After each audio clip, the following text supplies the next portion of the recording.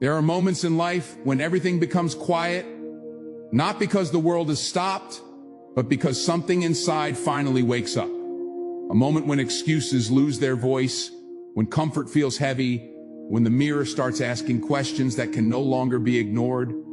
That moment is not gentle, it is uncomfortable. It feels like pressure in the chest and fire in the mind. And that moment exists for one reason only: to confront the weak version that has been running your life. That weak version is not stupid, it is not evil. It was created for survival. It learned how to avoid pain, how to delay effort, how to choose comfort over growth. It learned how to explain failure, how to normalize mediocrity, how to settle without admitting it. That version whispers that tomorrow is better, that conditions are not right, that motivation will come later. It tells you to wait, to rest, to scroll, to escape. And slowly, day by day, it steals time, potential, and self-respect. The truth is painful but necessary. Nothing changes until that version dies, not physically but mentally. Its habits must be broken, its voice must be silenced, its control must be taken away. Growth does not come from adding something new to your life. It comes from removing what is holding you back.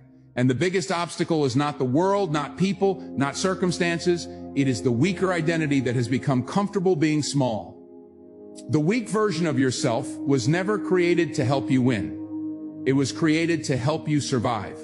It learned how to protect you from pain, embarrassment, and failure, but in doing so, it also learned how to protect you from growth. This version chooses comfort not because it is smart, but because it is familiar. It knows the routines that feel safe, the habits that require no effort, and the excuses that sound reasonable enough to avoid accountability.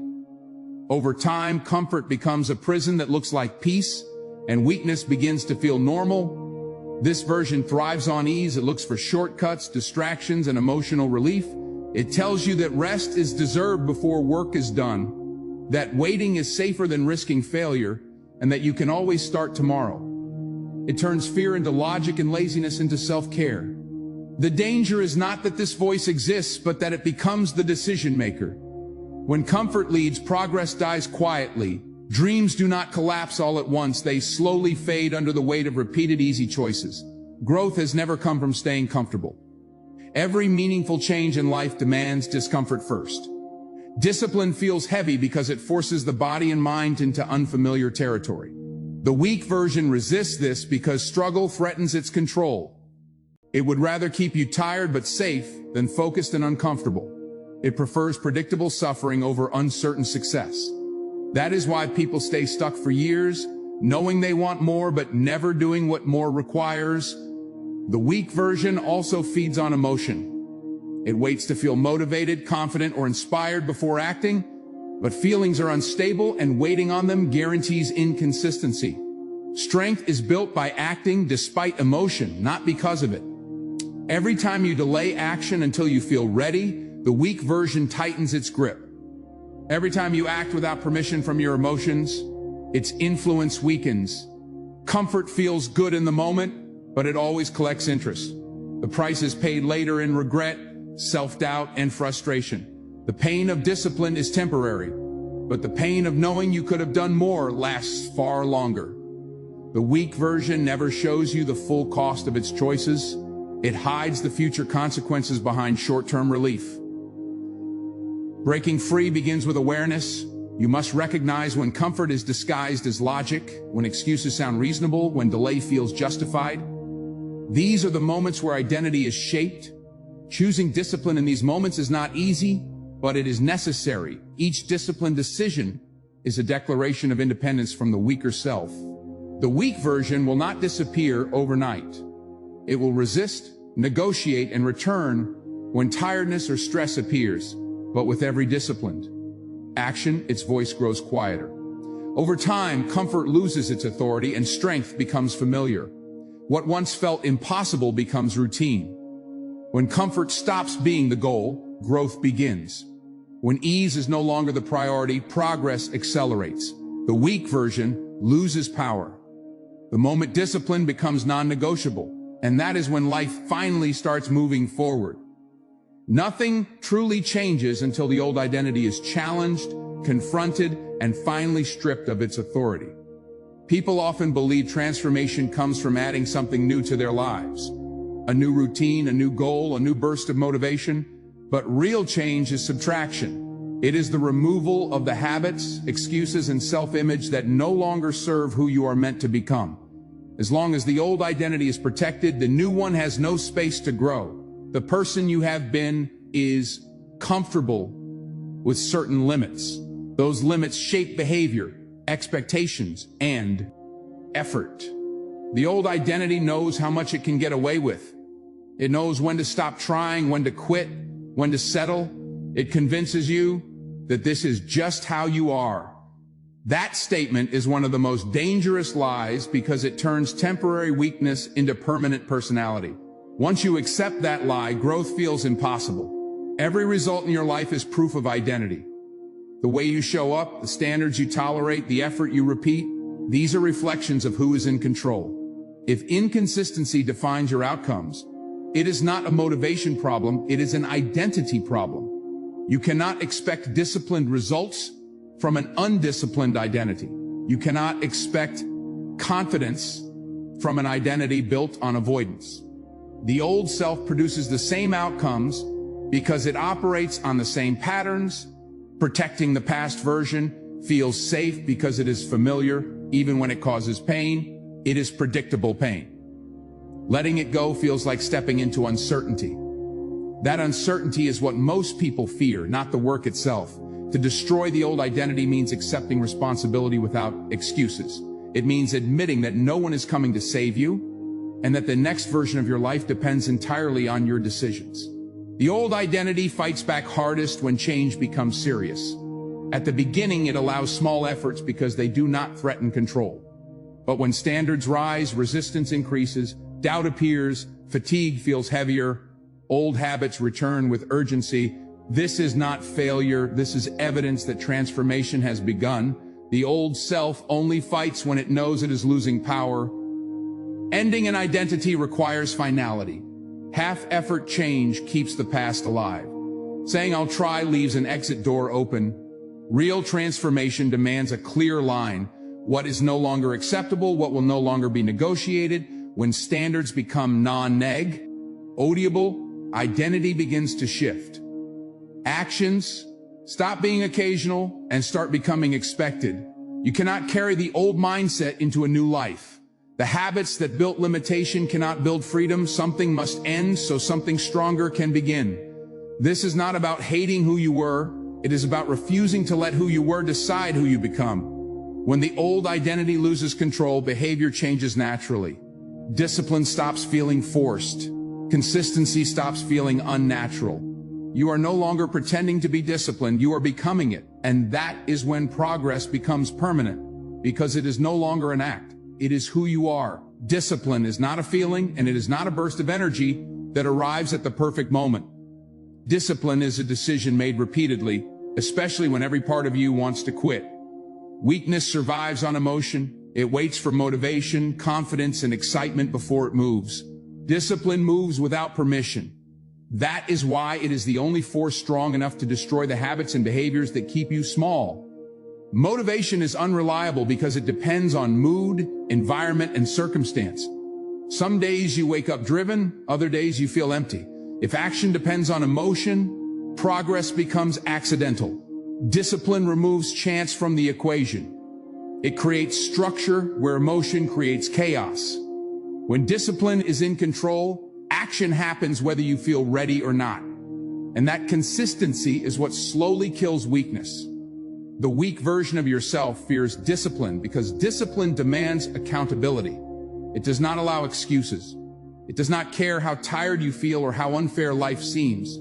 It demands effort anyway. That pressure feels uncomfortable. But discomfort is exactly what exposes weakness. Discipline forces you to face reality instead of escaping it. And reality is where growth happens. Every disciplined action is a message to the mind. It says you are in control, not your emotions. Over time, those messages stack. Confidence is built through evidence, not affirmations. When you show up consistently, you begin to trust yourself. That trust becomes strength. Weakness survives where self-trust is absent. Discipline rebuilds that trust piece by piece. Discipline is quiet. It does not announce itself. It does not seek praise. Most of its work is invisible. Early mornings, lonely sessions, repeated effort without applause. This is why few people develop it. The weak version craves recognition. Discipline is satisfied with progress. And that difference changes everything. There will be resistance. The body will resist. The mind will resist. Old habits will try to pull you back. Discipline does not fight them emotionally. It simply acts anyway. That is its power. Over time, resistance loses energy. What once felt impossible becomes routine. The weak version loses strength not through force, but through neglect. When it is no longer obeyed, it fades. Discipline also creates freedom. This sounds contradictory to those who fear structure. But without discipline, life becomes reactive. Emotions decide direction. Circumstances decide effort. With discipline, you choose. You control when you work, when you rest, and how you respond. That control is freedom. The strongest people are not those who feel strong all the time. They are the ones who act when they feel weak. Discipline turns effort into identity. Eventually, you no longer force yourself to do hard things. You expect it. And when discipline becomes expectation, weakness has nowhere left to live. Every single decision you make is shaping who you are becoming, whether you are aware of it or not. Life is not changed by one dramatic moment, but by thousands of small choices that seem insignificant at time. The danger is that most people underestimate the power of these choices because they feel small. Skipping one workout, delaying one task, choosing comfort one evening does not feel like failure. But repeated enough times, these choices create an identity that struggles, doubts, and settles. There is no neutral ground in self-growth. Every action feeds either strength or weakness. When you avoid effort, weakness grows quietly. When you choose discipline, strength is reinforced. Even inaction is a decision. Waiting is a vote. Procrastination is a vote. Telling yourself you will start later is a vote. These votes accumulate, and eventually they determine who controls your life. Weakness survives through rationalization. It turns small failures into harmless moments. It says one time does not matter. But identity is built through repetition, not intensity. One disciplined action does not make you strong, just as one lazy choice does not make you weak. But patterns do. What you repeatedly choose becomes what you believe about yourself. And what you believe about yourself dictates how far you are willing to go. The power of this truth is uncomfortable because it removes excuses. It means no one moment can be blamed. Progress or stagnation is the result of accumulated decisions. This realization is heavy, but it is also freeing. If small choices built weakness, small choices can also destroy it. Strength is not built overnight, it is built daily. The most dangerous choices are the ones made when no one is watching. When there is no pressure, no accountability, no reward. These moments reveal identity. Anyone can perform under observation. Few can remain disciplined in private, but private discipline creates public results. The version of you that shows up in silence determines the life you live in noise. Once you understand that every choice is a vote, a Warren SS increases. You begin to catch yourself before automatic behavior takes over. You pause before choosing ease. You question habits that once felt normal. This awareness is the beginning of control, and control is the foundation of strength. You will not always choose correctly, mistakes will happen, but the goal is not perfection, it is direction. If most of your votes are for strength, weakness loses influence. Over time, discipline becomes the default. The scale tips, the identity shifts, life becomes simpler when you see decisions clearly. There is no confusion, only choice. Strength or weakness, progress or delay, growth or comfort. When you consistently vote for strength, the outcome is inevitable. The weak version cannot survive in an environment where disciplined choices dominate. Pain is not something that can be avoided, only something that can be chosen. Every path in life demands a price, and the only real difference is when that price is paid and what it gives in return. Most people try to escape pain entirely, but in doing so, they choose the most expensive form of it. They choose the pain of regret, the pain of wasted potential, and the quiet pain of knowing they could have done more but didn't. The pain of discipline is immediate. It shows up early when effort feels heavy and comfort feels tempting. It is felt in tired muscles, focused hours, and saying no to easy pleasure. This pain feels unfair because the reward is not instant. There is no applause, no guarantee, just faith in the process. That uncertainty is what scares people away. But this pain has an end. It builds strength, confidence, and self-respect over time. The pain of regret is delayed. It waits patiently. It does not show up right away, which makes it dangerous. It appears years later when energy is lower and time feels limited. It comes in quiet moments of reflection, in comparisons, in unspoken disappointment. Unlike discipline, regret offers nothing in return. It does not make you stronger. It only reminds you of what was possible. Weakness always chooses short-term relief because it cannot tolerate discomfort. It wants the pain to stop now, even if it grows later. Strength accepts discomfort early to avoid suffering forever. This is the difference between people who change and people who stay stuck. One understands that pain can be used as a tool. The other sees pain as an enemy. Discipline teaches you how to suffer with purpose. It reframes pain as progress. Every hard moment becomes proof that you are building something. This mindset changes how effort feels. Pain stops being punishment and starts being payment. Payment for a stronger future, a clearer mind, and a life built on intention. Avoiding pain may feel smart, but it is a trap. Comfort dulls urgency. It numbs awareness. Slowly, standards lower and effort fades. By the time regret arrives, the opportunity to change feels farther away. This is why the pain of discipline is a gift.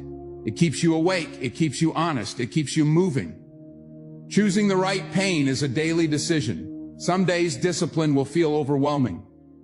On those days, remember that pain is coming either way. One path builds pride, the other builds shame. One ends in growth, the other ends in frustration. When you understand this, excuses lose power. Complaints lose meaning. You stop asking how to avoid pain and start asking which pain is worth it. And once that question is answered, the weak version loses its strongest weapon. Fear of discomfort. Weakness needs noise to survive. It hides behind constant stimulation, endless conversations, and the approval of others. When life is loud, there is no space to think, no space to confront reality, and no space to feel the discomfort that leads to growth. Silence is dangerous to the weak version because silence forces honesty. It removes distraction and exposes patterns that can no longer be ignored. Isolation is not loneliness when it is chosen for growth. It is separation from habits, environments, and influences that keep you average. When you step away from constant validation, you begin to hear your own standards. In isolation, there is no one to impress and no one to blame. Only work remains. This is where strength begins to form. Consistency is what turns effort into identity. Random discipline changes nothing. Occasional focus produces occasional results. But when action becomes predictable, progress becomes unavoidable. Weakness relies on inconsistency. It hopes effort will remain temporary so control can return. Consistency removes that hope. It proves that change is not an experiment, but a commitment. In silence, you learn who you really are. Without distraction, excuses sound hollow, goals become clearer, priorities sharpen. This is uncomfortable at first because the mind resists structure. But with time, silence becomes fuel. It allows reflection, correction, and refinement. You stop reacting and start responding. Isolation also builds independence. You stop relying on motivation from others. You stop needing approval to continue. This creates internal strength. When discipline comes from within, it cannot be taken away. External motivation fades. Internal standards endure. Consistency compounds quietly. Most people quit because they expect immediate transformation. They do not respect slow progress. But strength grows invisibly before it becomes obvious. Just like weakness, it builds through repetition. The difference is direction. Consistent effort reshapes mindset, habits, and confidence over time. Silence removes comparison. Comparison weakens focus and distorts progress. In isolation, you measure against your own standards. This creates clarity. You stop chasing outcomes and start perfecting process. Process is where control exists. When silence, isolation, and consistency come together, identity shifts. Discipline stops feeling forced. Focus becomes natural. Growth becomes expected. The weak version cannot survive in this environment because it depends on chaos, comfort, and distraction. Strength is not loud. It does not announce itself. It shows up daily, works quietly, and lets results speak. When consistency becomes non-negotiable, the transformation is permanent.